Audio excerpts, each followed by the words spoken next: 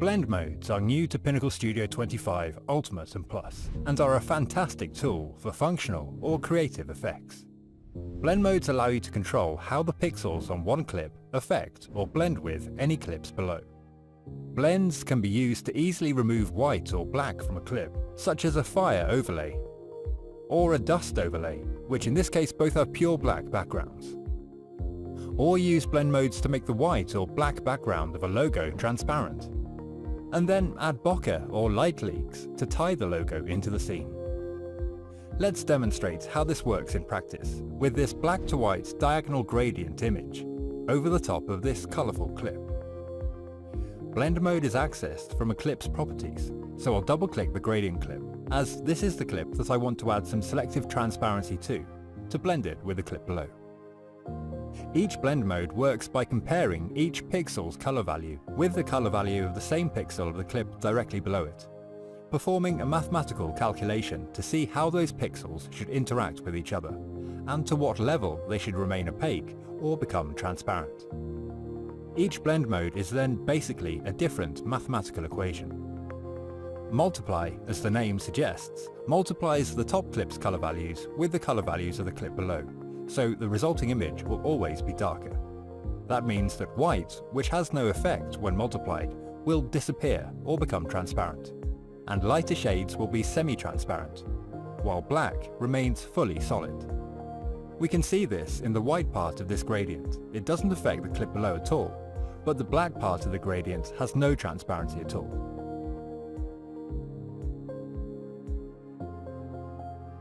Screen mode does the reverse. It effectively divides the top clip's values with the bottom clip's values. White is now completely solid, and black is now completely transparent. Screen mode will always, therefore, create a lighter image. Overlay is a kind of a mix between multiply and screen. In bright areas, the result will be like screen, and in dark areas, like multiply. This results in an image that generally has more contrast and saturation, as whites and blacks are amplified, and the closer the blended clip is to 50% grey, the more transparent the blended clip will be, as we can see in the middle of this gradient. As it approaches middle grey, it has no effect on the clip below it. As we've just seen, blend modes also blend colours, not just black and white. So we can see in this blue to white gradient, set to screen, which lets lighter colours through, more of the pink background from the bottom clip is retained in the top left here.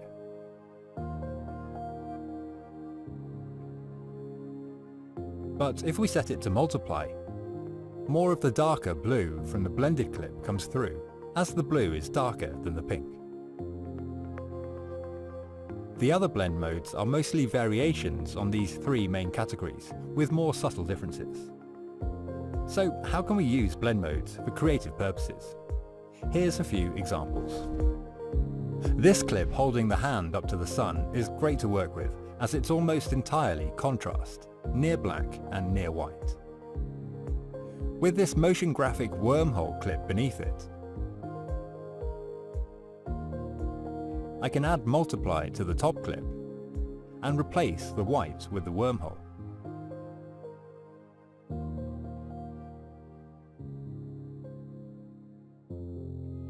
Or I could apply the screen mode and have the wormhole within my subject instead.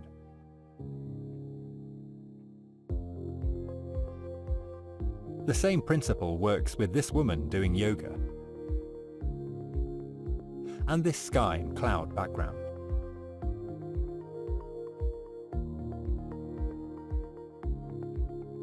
Multiply will replace the blown out white background with the clouds, while keeping her silhouette mostly opaque. While screen places the sky within her outline.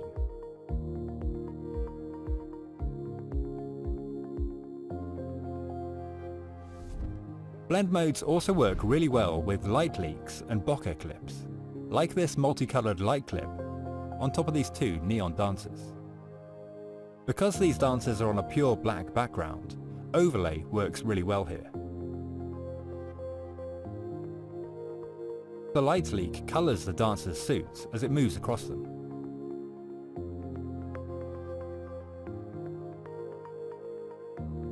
A more subtle version of overlay is soft light, which doesn't impact the contrast as much.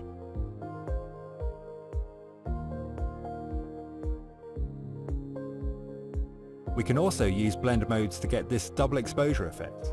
Here I have another dancer, with a motion graphic clip underneath that only shows through where the clip isn't white, so mainly on her body, or towards the end of the clip, on the beach that she's dancing on. I've used some color correction on this clip to blow out the background to make it white. You can see I've added some exposure and a whole lot of contrast in the basic tab, and I've also ramped this up even more in the tone curve tab to blow out the highlights even more. If I temporarily disable this curve, you can see that the sky isn't as blown out anymore, and the motion graphic clip can be dimly seen in the sky. In fact, we could set the blend mode here to hard light, which adds even more contrast and makes the blend effect even more striking.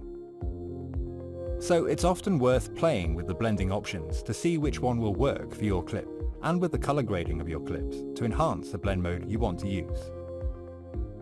And of course, you can stack multiple blend modes on more than 2 clips. For example, I can use these 2 different clips to add interest to these dancers.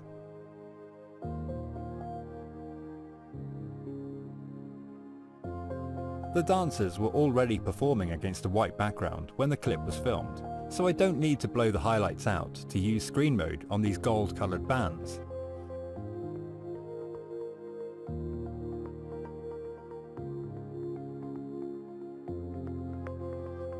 But I wanted to emphasize the gold colors of the overlay.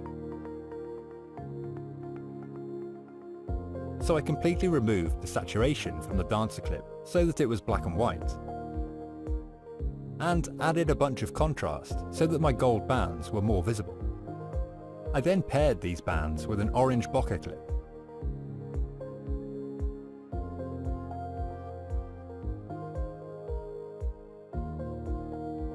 Set to overlay, which pairs well with the gold bands and adds even more contrast to the dancers. When using blend modes to embed things like bokeh, it's worth bearing in mind how natural you want to make it look, and to be aware of some fundamentals of how light leaks usually occur when filming. I can remove the black background from this logo with screen to blend it into the scene below, and then add the same bokeh clip from before above both of them, with the blend in this case set to soft light. Because the bokeh clip on its own has a warming orange hue, this works well blended with the setting sun in the background. And as bokeh naturally occurs by pointing a camera with a wide open aperture towards a light source, the fake bokeh I've added looks quite realistic, like it could have been produced by the camera filming the scene. I've used the same bokeh clip on this other logo scene as well. The difference here is that the background of the logo is white, so I've used multiply instead of screen to remove this background.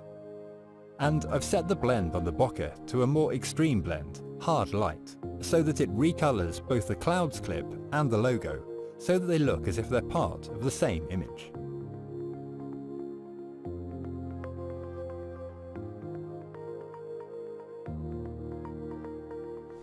There's also creative uses where you can use a blend mode on 2 instances of the same clip.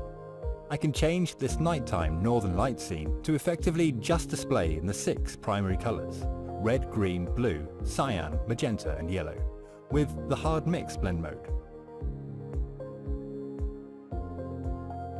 It needs the duplication of the same clip below to blend with, remember, because if I turn the clip below off, you can see that the top clip no longer has anything to blend against, so it would otherwise be unchanged. Another creative use is to make a kind of video game effect, again with a copy of the clip directly below it. This effect works well on clips that have a lot of contrast and detail, and is achieved by adding a blur effect on the bottom clip. You can see it's set to a low blur amount of 8 in both horizontal and vertical directions. And then adding the darken blend mode to the top clip.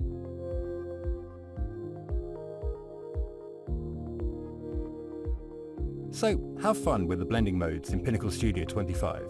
There's a million different uses for them, and it's fun to experiment and find what works for you. Happy editing!